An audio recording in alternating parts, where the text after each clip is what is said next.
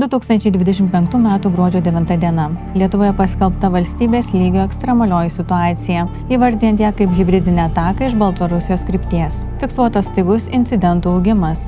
Per praėjusius metus bandyta įvežti daugiau kaip 1,5 milijono pakelių cigarečių, sulaikytas 171 asmuo. 2025 m.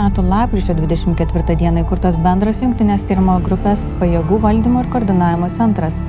Vykdant tikslinės prevencinės priemonės panaudota virš 600 vienetų pajėgų. Patikrinta virš 13 000 asmenų, nustatyta virš 110 teisės pažeidimų, perimti 42 balionai, išimta virš 86 000 pakelių cigarečių. Lietuvos oro uostai skaičiuoja, kad 25 metų spalio ir lapkričio mėnesiais dėl Baltarusijos kontrabandinių oro balionų, kurie labiausiai trikdė Vilniaus oro uosto veiklą, patyrė apie 200 000 eurų nuostolių. Tai nėra klasikinis karas, bet pilkoji zona tarp kriminalo ir hibridinių veiksmų.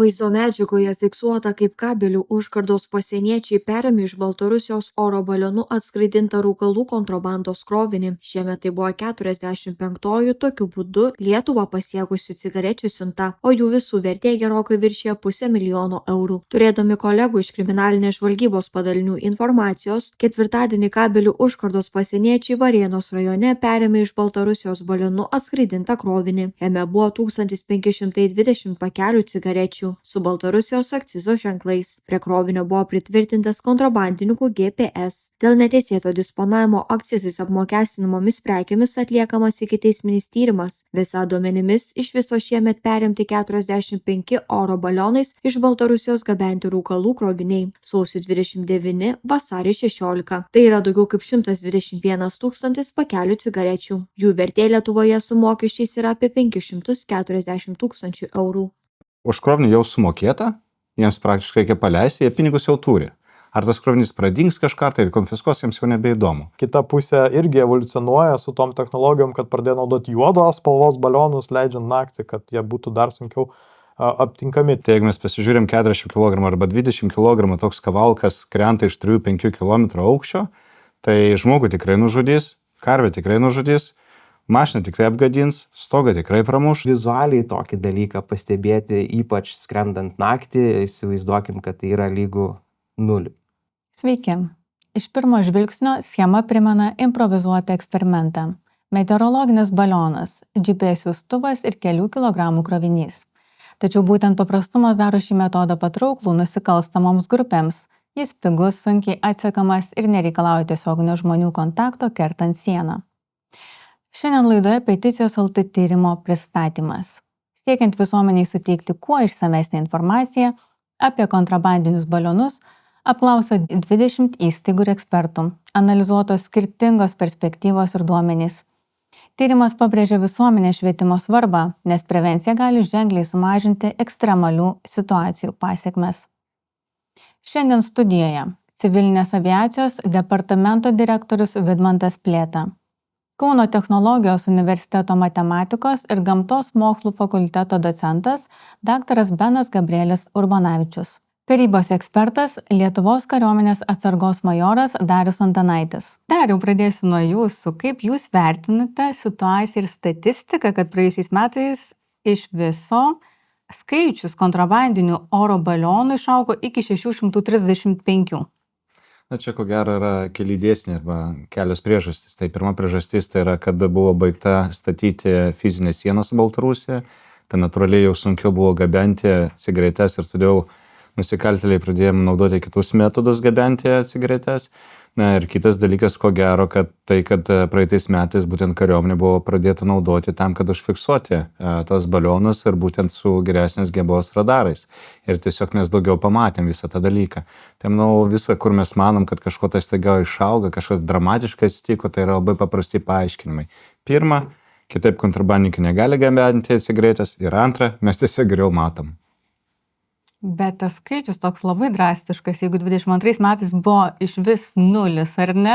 Dabar 635 ir dar prieš mūsų pokalbį Vidmantas paminėjo, ar ne, kad tai tiesiog yra statistinė informacija, kai yra konfiskuoti kontrabandiniai oro balionai, bet koks tikrasis skaičius mes nežinom iš tikrųjų, net kiek jų buvo pastebėta konkrečiai. kad jis gali būti dar didesnis. Kad būtų ramiau gyventi, tiesiog vadovaukime oficialią statistiką, nes čia panašiai kaip per kokį nors kitą įvykį arba kaip per pandemiją visą laiką atsiranda gandų, tačiau visą laiką reikia vis dėlto vadovautis oficialiais skaičiais, laikytis informacinės higienos, nes kitu atveju mes tiesiog įsiviniosime tokią kaip spiralę savo pačių prasimanimą ir panašiai, ir tada tiesiog mes nežinosim, kas iš tikrųjų yra, tik tai kelsim paniką ir stresą.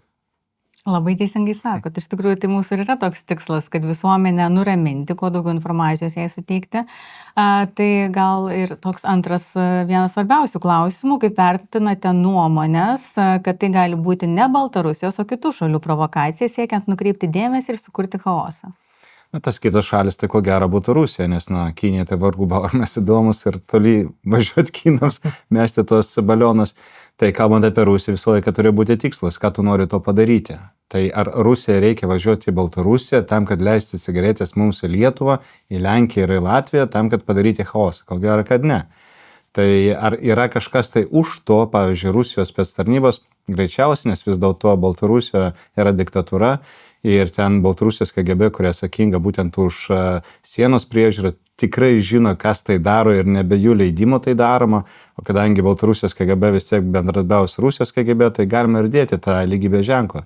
Tačiau vėlgi, paranoja turi būti, sveika, jeigu negali būti sveika, vis dėlto mes turim vadovautis mūsų žvalgybų vertinimais. Tai yra mūsų antro operatyvinio tarnybų departamento vertinimo, valstybės saugumo departamento vertinimo, policijos departamento, muitinės departamento ir panašiai. Vėlgi, nes pramanai tai nėra gerai.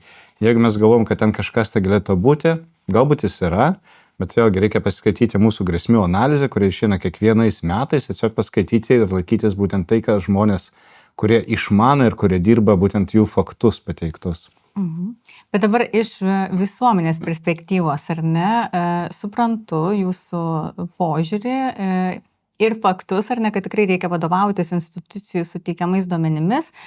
Bet tie žmonės, kurie praleido skrydžius, kurie patyrė labai daug nuostolių, ar ne, jie mano, kad tai galėjo būti sukeltas specialiai toks chaosas, kad sutrikdytų visą visuomenę ir yra kažkokie tai tikslai dar papildomi. Nebūtinai Baltarusijos, nebūtinai Rusijos, o gal ir taip. Tai kaip jūs nuramintumėte tuos žmonės, kurie nebežino, ko tikėtis, ar ne, kad vėl užeis kontrabandiniai balionai, jų verslo kelionės sutrikdytos, atostogos su vaikais atšauktos ir, žinot, tiesiog chaosas ir bloga nuotaika. Ir žmonės turi teisę pasipiktinti, ir žmonės turi teisę būti nusivylę, nes vis dėlto tai yra jų pinigai, jų verslai, jų laikas yra sutrikdytas. Ir be abejo, kaip valstybė, mes kaip valstybė privalom užtikrinti, kad mūsų piliečiai jaustųsi saugiai. 100% be jokios abejonės mes negalim to užtikrinti. Ar ateityje kažkas tai bus panašaus? Tikrai taip, kad bus panašaus. Ar mes galim visą tai užkardyti 100%? Ko gero, kad ne. Todėl be abejo, tai žmonės turi teisę pasipiktinti, mes privalom imtis kaip valstybė visų priemonių atlyginti jiems žalą, jeigu įmanoma atlyginti žalą, bet vėlgi, ar tai, kad kažkas tai norėjo būtent, kad Petraičio Jonaičio būtų sutrukdytos atostogos, ko gero, kad ne. Kad sukelti pasipiktinimą pas mus, ko gero kažkoks tai yra papildomas veiksnys, bet vėlgi aš norėčiau vadovautis tai, kas sako mūsų oficialios institucijos, nes kada aš esu piktas, aš galiu prigalvoti vėliau kokias ten prielaidas. Tačiau kai aš nusiraminu, suprantu, kad nėra to baubo tamsiam kambaryje, tiesiog nėra šviesos jame. Ačiū. Benai, dabar kalbant apie tas teorijas įvairias, iš kur atskrenda kontrabandiniai balionai, tai pagal jūsų modeliavimus, iš kokio nuotolio realistiškai galima pasiekti Lietuvos teritoriją su tipiniu kontrabandiniu balionu. Čia svarbu ir yra identifikuoti, kad tai yra kontrabandai skirtas gabenti įrenginys, tai balionas plus krovinys, kuriame yra supakuotos cigaretės. Na ir tuomet modeliuojant pagal viešai prieinamą informaciją, kokio dydžio jie būna, koks yra krovinio supakavimas, tai iš jo galima apskaičiuoti dydį, tai matom, kad tai yra 40 maždaug kilogramų krovinys, tai iš tikrųjų įdomu, atliekant modeliavimą galima taip pastebėti, kad iš tikrųjų tie nusikaltėliai, kurie taip užsiema šitą veiklą, yra labai optimizavę tą įrenginį. Tai yra, kad yra optimalus kiekis vandenilio, kaip keliamųjų dujų, yra tas specialus toksai kaip anga padaryta, kuri iš principo jos diametras, tai yra po truputį tos dujas išeina, numato, koks bus tas maksimalus atstumas, kurį gali nukeliauti, nes ir jie yra, iš tikrųjų, taip labai efektyviai ta sistema padaryta, ta prasme, kad jeigu mes kažkurį parametrą truputėlį pakeičiam, baliono dydį pakeičiam, krovinio dydį ar tos išleidžiamos angos, tai tuomet arba tas krovinys labai nedidelį atstumą galės nukeliauti, arba toj vietoj, kur turėtų nusileisti, krovinio greitis bus labai didelis. Tai to prasme krovinys bus sunaikintas ir prarastas. Tai įvertinus tuos visus veiksnius ir tą vėjo kryptį, kuri yra reikalinga, tai tas atstumas yra maždaug 50 km maksimalus, kurį tie balionai realistiškai galėtų nuskristi, taip kad krovinys nebūtų sunaikintas. Matom atveju, kur gali būti galbūt ir didesnis, tai atsitinka dėl galbūt vėjo anomalijų, kurios negalėjo būti numatytos, dėl labai didelio vėjo greičio aukštesnėje atmosferos sluoksniuose, pavyzdžiui. Bet iš principo tai yra toks sąlyginai nedidelis atstumas, jeigu kalbam apie krovinio gabenimą. Jeigu be krovinio arba kažkaip tik tai siekiant sutrikdyti, pavyzdžiui, mūsų kasdienybę, oro uostų veiklą, tai tuomet, aišku, tas atstumas gali būti didesnis, tai gali būti ir 100 km teisingai sukūrus tas sistemas, bet kiek matome iš viešai prieinamos informacijos, kol kas visi tie balionai pažeidžiantis mūsų oro erdvę turi krovinį, tai automatiškai tas apriboja tuos atstumus, tai dėl to tie teiginiai, kad kažkur iš tolimesnių mūsų kaimynų jie gali atskristi su tuo kroviniu, yra labai mažai tikėtini. Galbūt labai skirtiniais atvejais esant super palankiai vėjo krypčiai, tai statistiškai praktiškai neįmanoma yra. Tai jūsų požiūriu tai irgi atkeliauja iš Baltarusijos, taip? Taip, tai iš artimiausių kaimynų, tai teoriškai gali ir iš Lenkijos, ir iš Latvijos, bet aišku, mūsų kaimynai gali atvežti tiesiog tų cigarečių. Tai taip, iš principo, arba Karaliaučiaus sritis, aišku, arba Baltarusija. Dariau, nuo kontrabandinių balionų kuo kontrabandinių balionų metodas skiriasi nuo tradicinių kontrabandos būdų? Visų pirma, gabenimo laikas arba gabenimo būdas, nes jeigu mes pasižiūrėm, jeigu mes gabenam krovininiais automobiliais arba automobiliu, tai tau reikia pakrauti patį automobilį, tai yra vairuotojas ar kažkas tai turi žinoti, tau reikia nuvažiuoti iki pasienio, tave ten tikrina su šunimis, su rentgeno spinduliais, tau reikia kažkur tai išsikrauti, labai daug komplikuota. Tuo metu, jeigu mes žiūrim traukiniais, jeigu gabenti, kiek tu gali nugabenti, tu tašę paimi, tašę patikrina, viskas atima iš tavęs. Tuo metu balionais, jau bent jau kiek aš mačiau arba skaičiau iš viešųjų šaltinių, tai kontrabandininkai netgi neturi tokios kaip ir, jiems saugiau, nes už krovinį jau sumokėta, jiems praktiškai reikia paleisti, jie pinigus jau turi. Ar tas krovinys pradings kažką, tai konfiskuos, jiems jau nebeįdomu, jie jau pinigus turi. Ir aišku, ten pagauti tokios nusikaltėlius žymiai sudėtingiau, nes tu gali numušti balioną, tada tas žmogus, kuris tikėjusi gauti pelną, negauna to pelną, bet iš tikrųjų tai vienas iš saugiausių būdų. Turbūt saugesnis būdas tai būtų teleportacija, kuri dar neišrasta, tačiau manau tai yra pats saugiausias būdas kontrabandininkams gabenti, nors didelį kiekį tu ir negali nugabenti, kaip pavyzdžiui, su krovininiais automobiliais ar traukiniais ar panašiai. Tačiau mūsų pasienis pakankamai stipriai įrengtas tam, kad nustatyti tokio tipo kontrabandas, kur veža antžeminį transportą arba geležinkelių. Todėl manau, būtent tie balionai mažesni kiekiai, bet žymiai saugiau. Ar teoriškai tokiu būdu galima gabenti ne tik kontrabandą, bet ir žvalgybos kitas priemonės? Kaip katukas skraidė jau su oro balionu, tai be jokios abejonės viską, jeigu tau atitinka tas svoris, tai tu gali gabenti. Prisiminkime Jungtinės Amerikos valstijos, kada Kinijos oro balionas su šnipinėjimo įranga kiek dienų kabėjo virš Jungtinių Amerikos valstijų. Prisiminkime Izraelį, kai iš Gazos buvo siunčiami balionai su padegamaisiais skaičiais, su sprogstamosiom medžiagom, tam, kad sprogdinti izraeliečius. Prisiminkim Pietų Koreją, kur Šiaurės Koreja siunčia visokias šiukšlės ir visokias nesąmonės į Pietų Koreją. Tai be abejo, kad tai gali būti, tačiau vėlgi mes turim pramonus ir savo baimės bei fobijas palikti kažkur tai už šoną.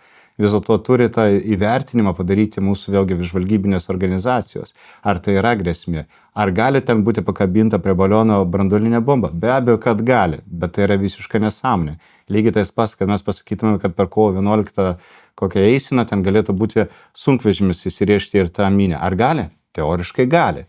Bet ar tai gali būti realistiška, tai vertina vis dėlto mūsų tarnybos. Todėl vėlgi, aš manau, pramonos reikia palikti šone ir vadovautis tai, ką sako žmonės, kurie iš tikrųjų dirba ties to.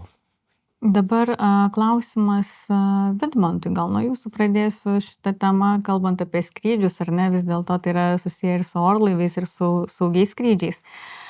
Jei pilotas pastebi tokį objektą skrydžio metu, kokia yra procedūra? Pirmiausia, pilotas pastebėjęs tokį objektą turėtų pranešti skrydžių valdymo tarnybai, kurios atsakomybė zonoje yra, ir žinoma stengtis išvengti to objekto jį bandydamas apskristi, keisdamas maršrutą. Tik vizualiai tokį dalyką pastebėti, ypač skrendant naktį, įsivaizduokim, kad tai yra lygu nuliui. O kokia yra procedūra, ar ne, jeigu to reagavimo grandinė, kokia yra tikimybė pastebėti? Tai jeigu pilotas negali pastebėti, tai gal gali institucijos, ar ne, oro uosto tarnybos? Tai vat ką ir kolega jau minėjo, ar ne, mūsų žvalgybos ir stebėsenos pajėgumai ženkliai yra sustiprinti kaip valstybės, ir tie dalykai jie yra pastebimi iš anksto, naudojant tam tikras technologijas, ir žinoma, valstybėje yra jau susidėliojusi algoritmų grandinėlę, kaip ta informacija yra perduodama į skrydžių valdymo centrus ir kaip skrydžių valdymo centrai veikia, kokias procedūras taiko, nes nežinau, kiek mėgėjų galbūt yra mėgstančių pastebėti Flight Radar 24 programėlę, tačiau tikrai pastaruoju metu galima pamatyti, kad ir toj pačioj Lenkijoje yra orlaivis, tarkim, skrendantis į Lietuvos pusę, kertantis Suvalkų koridorių, ir jo maršrutas taip staiga paima ir tokį vingį padaro, ar ne? Tai tikėtina, kad buvo pastebėti objektai, perduota informacija skrydžių valdymo centrams, ir skrydžių valdymo centrai tarpusavį vėlgi keičiasi informaciją ir perduoda ją orlaivių įguloms, ir taip vykdoma vadinama vektoriavimo procedūra, orlaivių pilotam nurodant kursą, krypties vektorių, kuriuo reikėtų judėti siekiant apskristi, sakykime, atsiradusi net pažintą skraidantį objektą oro erdvėje. O Lietuvoje buvo tokių atvejų, kai reikėjo jau daryti pakeitimus? Turbūt tie patys Flight Radar programėlės stebėtojai nekartą yra ir viešoje erdvėje, socialiniai medijai, tinkluose pridėję paveiksliukų, kad kas čia yra, kodėl orlaivis virš Alytaus sukasi 30 minučių ratais, ir po to šis orlaivis nusileido į Vilnių. Tai vėlgi pritaikytos tos užlaikymo vadinamos procedūros. Jeigu tie objektai skrendantis kerta, sakykime, orlaivių kilimo, tupimo trajektorijas, atvykimo trajektorijas ir yra tokiuose aukščiuose, kaip potencialiai gali būti su orlaiviu susidurta, orlaivis užlaikomas tam tikram laikui, objektai praskrenda ir operacijos toliau tęsiamos. Ir tendencijos vėlgi, ką galime pastebėti, turbūt ir iš viešoje erdvėje prieinamos informacijos, kad anksčiau būdavo, jeigu pastebim kažkokius tai objektus, skrydžiai stabdomi 3 valandoms, šiai dienai algoritmai patobulinti ir skrydžių stabdymas yra iki valandos laiko, kartais netgi dar trumpiau. Kas nutiktų keleiviniam lėktuvui susidūrus su balionu, prie kurio pritvirtintas krovinys? Čia labai geras klausimas iš tikrųjų, ir turbūt aktualus kiekvienam iš mūsų, kuris galbūt ketina keliauti ir galvoja, ar čia to mano skrydžio metu bus balionas, nebus, jeigu susidursiu. Tai gal pradžiai visų nuraminimui norėčiau pasakyti taip, kad orlaivis kaip sudėtinga mašina, agregatas yra sertifikuojamas, ir skrydžių sauga yra prioritetas numeris 1, atitinkamai pagal sertifikavimo standartus tarptautinius. Orlaivio struktūra turi atlaikyti įvairius apkrovimus, susidūrimus su objektais, ir galėčiau prilyginti, pavyzdžiui, susidūrimą su paukščiu, ar ne? Kiekvieno orlaivį sertifikuojant yra atliekami to orlaivio modelio bandymai, kas būtų, jeigu susidurtų su paukščiu. Standartinės sąlygos yra bandymų programoje, tai yra paukštis 3,6 kg svorio, trenkėsi į orlaivį, judantį kruiziniu greičiu, tai vėlgi kiekvieno orlaivio modelio kruizinis greitis bus skirtingas, tai paimkim gal labiausiai, populiariausiai žinomą orlaivį Airbus A320, tai jo kruizinis greitis yra 830 km/h plius minus. Tai yra tokio susidūrimo atveju orlaivis turi atlaikyti tą smūgį, tą energiją ir gebėti toliau saugiai tęsti skrydį iki saugaus nusileidimo. Tai ką ir kolegos minėjo apie krovinius, ar ne, dažniausiai girdim 30 kg kabo prie to baliono pakabinta, tai Vėlgi viešoje erdvėje yra ta informacija, kad tie balionai juda iki 200 km/h greičiu, tai pritaikius puikiai žinomą formulę galim pasiskaičiuoti, kokia yra ta kinetinė energija, tai yra kažkur apie 46 džaulius, jeigu kalbantais fizikos terminais. O orlaivių konstrukcijos, tų didžiųjų būtent komercinių, yra projektuojamos taip, kad atlaikytų susidūrimus, kai ta energijos, sakykime, ta riba kinta nuo 10 iki 45 džaulių. Tai susidūrimo vietoje turbūt su dėže, turėtumėm tikrai įlenkimo konstrukciją, jeigu atsitrenktų į sparno, pavyzdžiui, priekį ar ne, jeigu kabinos stiklai, tai stiklai suskiltų, bet jie neišdūžtų, kadangi yra daugiasluoksniai ir tikrai atsparus smūgiams, lygiai taip pat testuojami. Vienas iš gal pavojingiausių scenarijų tai būtų to krovinio patekimas į variklį veikianti, bet vėlgi čia nuraminimui, kad varikliai testuojami lygiai taip pat, ir turbūt ir viešoje erdvėje teko matyti filmukų, kai tam tikras kūnas, tarkim paukščio ar ne, metamas į veikiantį variklį, tai priklausomai nuo variklio skersmens kinta ir masės, kurios yra testuojamos, tai lygiai taip pat bandymai atliekami su ta pačia 3,6 kg mase, šaunant tą daiktą imituojantį paukštį į veikiantį variklį, ir variklis 20 minučių turi gebėti veikti, kad praeitų testą. Tai dabar šiek tiek paprovokuosiu, nes manau, kad kiltų klausimų ir auditorijai, ir galbūt Benas irgi prisijungs, ar ne, kaip čia veikia, kalbant apie svorį ir smūgius. Bet vienas pilotas, kuris norėjo likti anonimu, tyrimo metu komentavo, kad taip, yra atliekami eksperimentai su paukščiais, ar ne? Ir jūs paminėjote irgi tą svorį apie 3,6 kg gali būti, bet mes kalbam apie krovinius, kurie yra 20 kg, ar ne? Ir nėra tos prognozijos, koks tikslus svoris, bet jis kur kas didesnis. Tai ir jis minėjo, kad tikrai baigtųsi tragiškai, jeigu toks krovinys kliudytų orlaivį. Tai galbūt Benas pakomentuos dar. Aš nežinau, dėl Vidmanto skaičiaus didesni ten truputėlį, jeigu kinetinė energija, to 30-40 kg krovinio, tai kalbam apie keletą kilodžiaulių.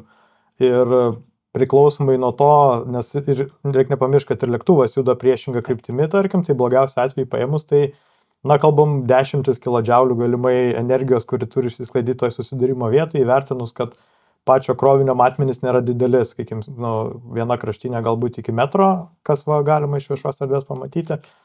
Tai galbūt ne visai teisinga būtų tiesiog įlyginti sertifikavimą su paukščių smūgiais, pavyzdžiui, bet kad nežūtų visi lėktuve, tai tikrai tikėtina, bet žala gali būti didelė dėl pakankamai didelės energijos. Tai čia pilnai sutinku su kolegos įžvalgom, kad žala pačiam orlaiviui kaip mašinai, taip, ji tikrai būtų. Aviakompanija patirtų tikrai finansinius nuostolius, kadangi ir pats esu dirbęs aviakompanijai prieš keletą metų ir turėjom susidūrimą su žąsim, tūpiant Graikijoje, ir pataikė žąsis į tą vadinamą radaro aptaką, jisai subliuško kaip kiaušinis. Tai faktas, kad poveikis pačiam įrenginį, tai yra pačiam orlaiviui, jisai atsiranda.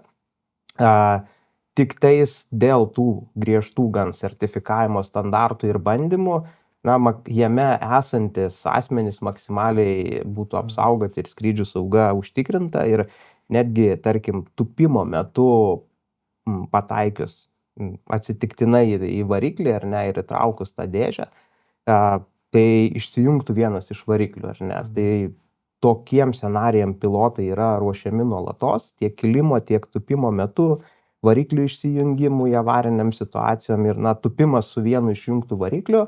Tai nėra standartinė procedūra, bet jinai yra saugi ir jinai yra atliekama ir padaroma.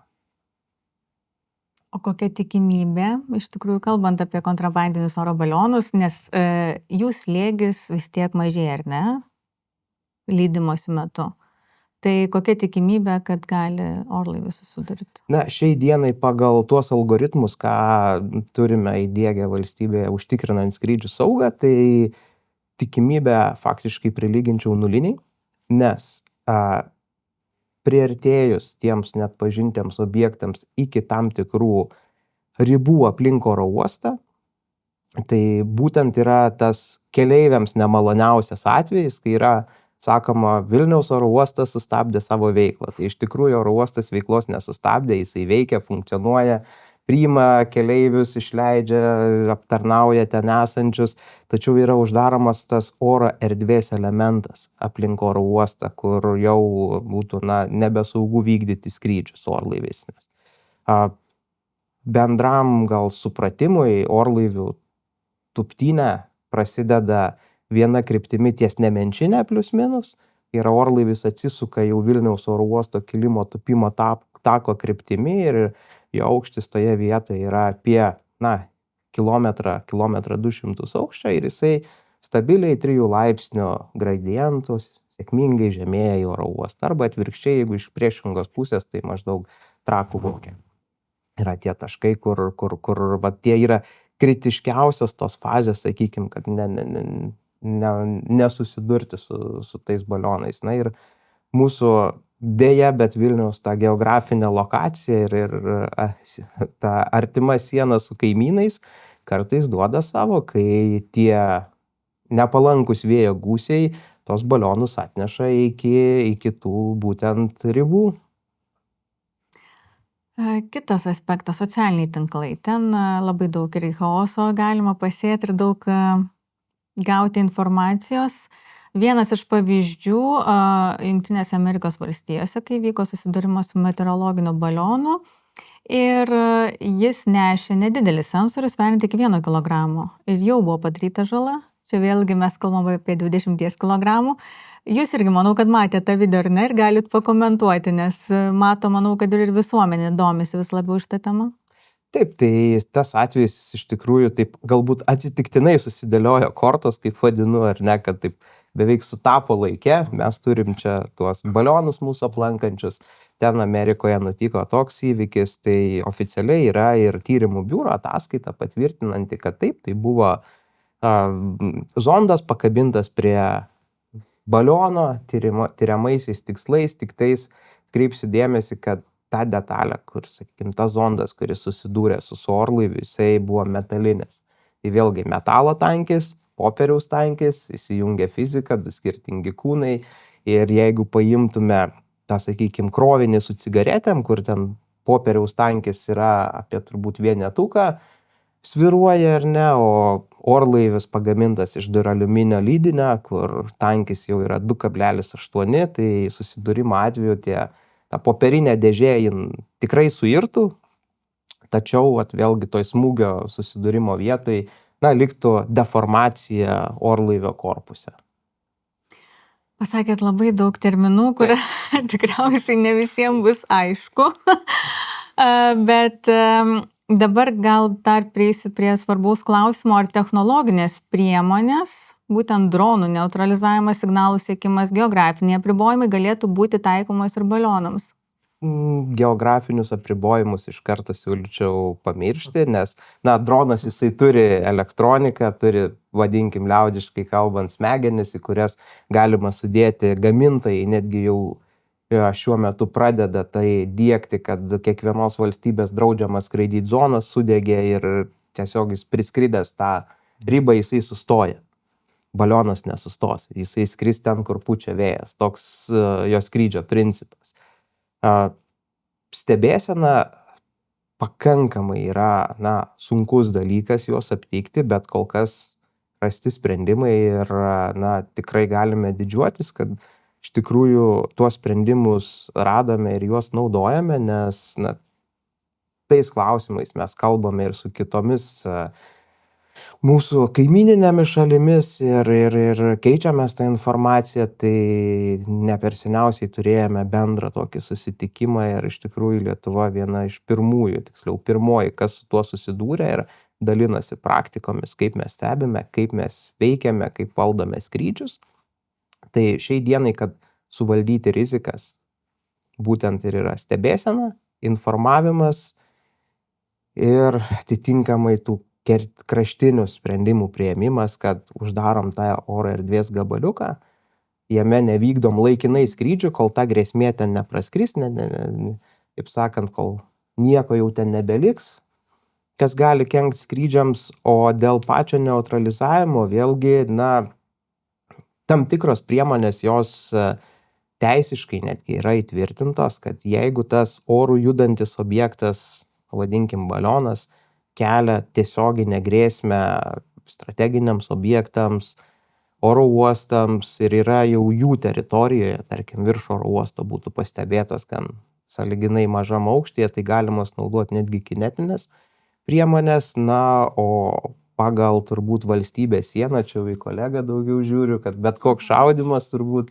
kaimynui atrodytų šiai dienai kaip kažkokia provokacija keliama, tai bandoma, testuojama, sprendimų mano žiniomis yra ieškoma, tačiau jie vis dar tų paieškų fazėje matėme ir turbūt viešoje erdvėje ir žiniose, kad ten ir dronų sprendimai bandomi įdiegti ir atitinkamai kitos technologijos, bet dronas jis irgi turi savo aukščio veikimo ribas ir jeigu tie balionai skrenda 5 km aukštyje naktį, tai joks dronas iki tų 5 km nepakils. O dažniausiai ir turbūt tie piktavaliai gabenantis kontrabandą į mūsų valstybę, būtent tos skrydžius taip ir organizuoja, kad sienos, sakykime, taške tas balionas būtų aukščiausiai beveik vietai. Bent jau tokias prielaidas turim. Dariau, gal jūs pakomentuosit ar ne tiek apie neutralizavimo galimybės priemonės, nes tikrai irgi buvo pasigirdę, ar ne, ir tiek žiniasklaidoje, kad tiesiog jas šaudyti ir naikinti, ar ne, bet ne viskas taip paprasta.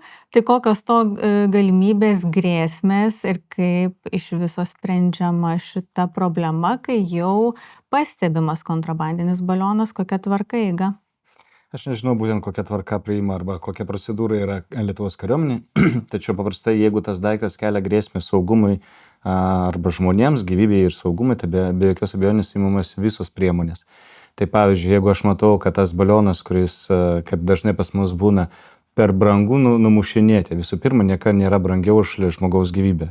Ir man visiškai nusispjauti, ar tas balionas kainuoja 5 eurus, o mano raketa 1000 eurų, aš numušiu tą balioną, nes esmė yra apsaugoti žmogų. Todėl, kada mes kalbam, kas pigu ar brangu, mes turime iš kitos pusės pasižiūrėti, kas padaro didesnę žalą. Ir tiek. Jeigu tas balionas, kuris yra dabar tame koridoriuje, kur leidžiasi lėktuvai, kelia žalą daug balionai, tai be jokios abejonės mes turime jas numušti. Tačiau pasižiūrėkime ir iš kitos pusės. Tai yra, jeigu Baltarusija pradeda numušinėti ir pradeda šaudyti, raketas pradeda kristi mūsų teritorijai, ką mes darom, ko gero karo nepaskelbsime, bet labai negerai viskas būtų. Paskutinis dalykas, ko gero, arba vienas iš paskutinių dalykų, tai vėlgi, čia mes daug kalbam protingai žodžiais, kinetinė energija arba ta energija, būtent kokiu greičiu ir kokiu smūgiu tas krovinys krenta ant žemės. Tai jeigu mes pasižiūrėm 40 kg arba 20 kg toks kavalkas krenta iš 3-5 km aukščio, tai žmogų tikrai nužudys, karvę tikrai nužudys, mašiną tikrai apgadins, stogą tikrai pramuš, tai vėlgi reikia tą vadinamą kariuomenį collateral damage. Arba nepageidaujamą žalą, tu turi įsivertinti, tai to reikia ar ne. Nes jeigu tas balionas skrenda ir jis nedaro niekam žalos 100 metų, jis gali skristi ir toliau. Man nereikia kiekvieną balioną numušinėti. Aš turiu numušti tik tą balioną, kuris kelia realią grėsmę. Viskas. Jeigu mes taip susikoncentruojam ties tais dalykais, tada žymiai paprasčiau viskas atsiranda. Ir atrodo viskas paprasčiau. Nes to netgi nebūtinai galima numušti, kaip ir sakė kolega, tu gali pakeisti, labai gerą žodį pasakėt, vektorinis išvengiamų. Vektoriavimo procedūrą pritaikyti tiesiog apskrintui, nes tai yra pigiau arba paprasčiau arba saugiau. Nes vėlgi raketa arba ten viskas, kas pakyla į viršų, tas ir krenta. Gravitacijos niekas dar neatšaukė. Tai šiuo atveju vėlgi reikia visą laiką tai įvertinti. Ir mes labai dažnai susikonstruojam tik tai ties techniniais dalykais. Kažkokią pagalį paimti, numušti, raketą, dar kažkas, bet iš esmės tai yra žymiai daugiau. Kriminalinė žvalgyba. Politikai taip pat turi dirbti savo darbą su Baltarusija. Aš suprantu, kad Baltarusiams labai paranku, jeigu mūsų politikai kreiptųsi į juos ir taip kaip ir legitimizuotų Baltarusijos diktatorių. Aš irgi suprantu, kad reikia ir šitos linijos laikytis, kad tu negali per daug padaryti. Policija dirba savo darbą, mes kaip piliečiai privalome pranešti, kas rūko, arba matyti nusikalstamą veiką ir pranešti policijai. Pagaliau mes patys neturime rūkyti cigarečių. Tai vėlgi yra visa priemonė tų dalykų. Mes susikoncentruojam, kariuomenė turi atvažiuoti, įdėti didelę patranką ir kairį dešinį šaudyti. Bet vėlgi, mes turime mąstyti kompleksiškai. Ar tai kelia grėsmę tokią, kad mums reikia nušauti, ar mes galim užsimerkti tą akimirką akis ir tegu ta policija padaro savo darbą, o gal tiesiog tegu skrenda toliau už Švediją, kai jos buvo ir nuskridę ne vieną kartą. Čia kolega labai palaikyčiau iš tikrųjų ir pasižiūrėkim į kaimynus Lenkus ir prisiminkim tą atvejį, kai įskrido jų oro erdvę Gerberas dronai ir Lenkai pakėlė naikintuvus, kad tos dronus neutralizuoti. Ir taip, pradžioj buvo informacija, kad vienas iš dronų pataikė į gyvenamąjį namą pagal ten sieną su kaimynais. Tačiau po to viešoje erdvėje ir pasirodė informacija, kariškiai pripažino, kad tai jų paleista raketa, neutralizuojant droną, tiesiog tą putplasčio gabalą praėjo kiaurai ir baigė savo kelią, gravitacija, kaip ir minėjo, toks dalykas, kad baigė savo kelią ant žemės, ar ne? Tai baliono atveju lygiai būtų tas pats. Balioną praeitų kiaurai ir ta raketa kažkur tai toliau keliautų. Tai tęsiam temą apie gravitaciją. Benai, jeigu žiūrėtume per fizikos dėsnius, kas labiausiai riboja kontrabandinių balionų galimybės? Tai jie neturi jokio valdymo, jie negali keisti trajektorijos, kaip Vidmantas minėjo, ten, kur vėjas neša, ten ir skrenda.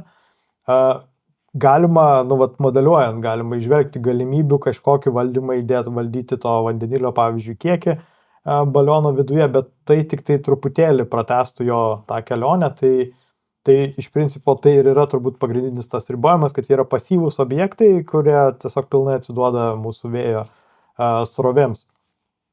Kiti dalykai, tai aš kaip ir minėjau, jie yra gana optimizuoti, tai kas yra dabar daroma, jau sudėtinga būtų kažką geriau iš nusikaltėlių pusės padaryti, tai net daugiau krovinio neišeitų pridėti, ten daugiau balionų nebent, bet tada vėl atsiranda ir kaina tų keliamųjų dujų, kas irgi truputėlį nukrypstant, bet nėra taip viešai diskutuojama, kiek daug iš tikrųjų to vandenilio reikia, kad tuos 20, 30, 40 kilogramų permesti per mūsų tą sieną. Tai kad tas verslas, kiek tenais tie nusikaltėliai uždirba, nėra labai dideli pinigai vertinus kainą tų medžiagų, kurias reikia panaudoti. Ir tai ir yra tas ribojimas, kad keliamosios dujos geriausios vandenilis, reikia jas naudoti, reikia jų daug, tai virš 5 kg tam, kad tas trajektorijas tokias galima būtų padaryti.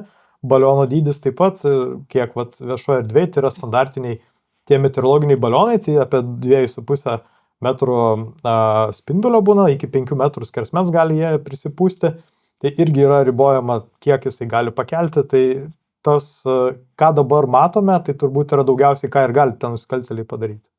Bet daro profesionaliai. Kadangi kaip ir mes galim susimodeliuoti, apskaičiuoti, diskutuoti, kas yra įmanoma, tai abi pusės bando tą patį padaryti, tik tai mes aišku visada gudresni būsim, kaip matom, geriau sekasi juos pagauti, negu jiem išsiųsti, bent jau kol kas. Ar egzistuoja fizikiniai požymiai, pagal kuriuos balionus būtų galima aptikti efektyviau negu dabar? Irgi fizikos neapžaisim, bent jau kol kas technologijų kažkokių naujų nesimato, tai vėlgi yra radarai. Jie pačio baliono tos puslės iš principo nemato, dėl to, kad praktiškai yra permatomi skaidrus radaro spinduliam, tai yra matomas tik tai pats krovinys, tai tas vėlgi riboja truputėlį aptikimą, nes pats objektas yra pakankamai nedidelis, tai kaip Darius minėjo, pradėta naudoti geresni radarai, tikslesnės technologijos, tai tas pradėjo matytis, kad ten yra. Vizualiai aptikti objektą 3, 4, 5 km aukštį, praktiškai neįmanoma niekam, net ten geriausiai žiūronais mes nepamatytume to taškiuko danguje. Tai tik tai tokie sudėtingesni būdai, kaip radarai leidžia mums juos užfiksuoti. Ir čia ir Vidmantas minėjo, jeigu mes lėktuve kažkur pilotai skrenda ar dronai, kur dabar matom tos naujos technologijos atsiranda numušimui, tai yra daug iššūkių, ypač naktį, nes įdomu buvo toks pastebėjimas, kad kaip kita pusė irgi evoliucionuoja su tom technologijom, kad pradėjo naudoti juodos spalvos balionus, leidžiant naktį, kad jie būtų dar sunkiau aptinkami. Tai dėl to, tas būdas pasyvus objektas, bet jo tas natūralios savybės apsunkina tą jo tokį aptikimą. Tai Tai būtent, sudėtingesniais būdais, kaip radarais galima jų trajektorijas fiksuoti. Optiškai yra sudėtinga, kitų būdų dar kol kas neturi. Dariau, ar tokie incidentai gali būti naudojami kaip maskuoti rimtesnėms operacijoms? Čia vėlgi mes turime žiūrėti į grėsmių vertinimą, nes mes iki tos paranojas galim nugarmėti labai greitai. Kažką tai ten paslėpti arba užmaskuoti, jeigu tu kažką tai kitą darai, vėlgi ką tu gali padaryti. Kas sukelia balionai? Balionai sukelia tai ko gero valstybės sienos apsaugos tarnybos veiksmus, policijos veiksmus, galbūt kariuomenės veiksmus. Tai kaip tu nukreipi dėmesį, ką tu tada toliau padarysi, kad kažkoks tai tankas įvažiuos ar kažkoks ten girtas kareivis įbėgs, kažkaip tai nelabai. Bet iš principo, jeigu būtų didelis balionų kiekis, tai be abejo galima nukreipti dėmesį nuo kažko, tai arba tą apgaulingą operaciją padaryti be jokios abejonės, kad galima tai padaryti. Arba paleisti aibę tuščių balionų ir vienas balionas su kažkokiu vertingu kroviniu, tai aibę tų balionų pagauna, konfiskuoja, ten vieną paima nusikaltėlį nusineša. Be jokios abejonės, teorinė galimybė yra, tačiau vėlgi nusikaltėliai nori uždirbti pinigus. Jiems nereikia žaisti, jiems nereikia kažką erzintis, jiems reikia tiesiog greitai ir palyginus saugiai uždirbti pinigus, viskas. Jeigu mes pradedam kalbėti apie apgaulingą operaciją, tada mes turime kalbėti jau apie 4 straipsnio aktyvavimo NATO, nes tai jau kaip ir provokacija prieš mūsų valstybingumą ir galbūt mes jau turim veikti veidrodinį principą, galbūt ir aktyvuoti mūsų sąjungininkus ir mūsų kariuomenę ir mobilizuoti mūsų kariuomenę tam, kad jau pasiruošti kažkokiem galimiems veiksmams. Teoriškai galima, praktiškai kol kas nematau jokios prasmės. Pokalbio pradžioje dar paminėjote, kad to buvo galima tikėtis, kad tie skaičiai augs ar ne dėl tam tikrų aplinkybių.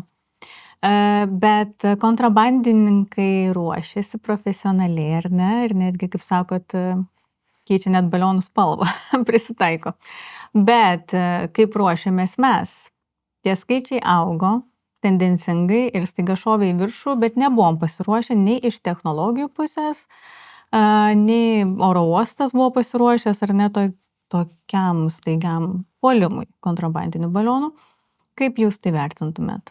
Tai vėl kažkoks tai supurtimas, sukrėtimas, jis padeda tau mobilizuotis. Taip pat ir, pavyzdžiui, ir išėjo ir dabar kvietimas, antra fazė jau to kvietimo, kaip kovoti su balionais, ir ten jau pakankamai aiškiau, ne tai, kad tu priskrendi ir su adata durinėjai tos balionus. Bet visų pirma, tu turi pamatyti, kur balionai yra paleidžiami, tai yra radarai, elektrooptika. Antra, tu turi numatyti kryptį arba kaip jis galėtų skristi ir kur nusileisti, tačiau dirbtinio intelekto sprendimai turėtų būti ir ko gero ir meteoradaro sprendimai turėtų būti, tai yra ir informacijos perdavimas. O čia jau šiek tiek rimčiau negu tiesiog skrendam daužom tos balionus. Tai štai mes taip ir veikiam, atsiranda problema, iššūkis, mes ją sprendžiam, nes kol iššūkio nėra, ką tu spręsi, tu tiesiog kažką tai darysi, tiesiog nagingas inžinierius, kuris kažką tai hipotetiškai kažką tai daro.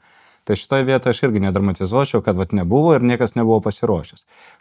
Kiekvieną žiemą kelininkai irgi nebūna pasiruošę, taip pat kaip ir mes. Taip pat ir mes nesam kiekvieną žiemą pasiruošę, kad mes galime peršalti.